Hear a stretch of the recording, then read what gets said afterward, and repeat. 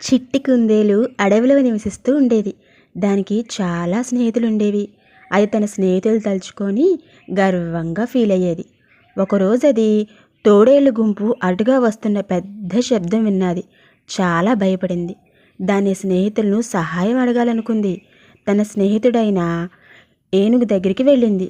ప్రియమైన స్నేహితుడా, కొన్ని తోడేళ్లు నన్ను తరుముతున్నాయి. వాటి నుంచి నన్ను కాపాడతావా అని అడిగింది.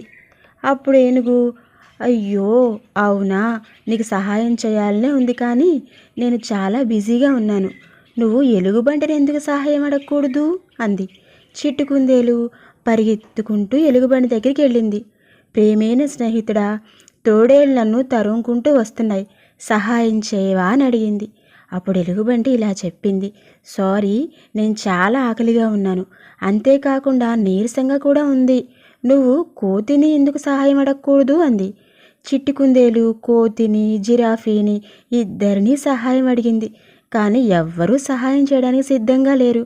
అప్పుడు చిట్టి కుందేలు మొదటిసారి ఇలా అనుకుంది, నాకు నేను ఎందుకు సహాయం చేసుకోకూడదు అని. వెంటనే బాగా ఆలోచించి దగ్గరలో దట్టంగా ఉన్న పొదల్లోకి దూరిపోయింది.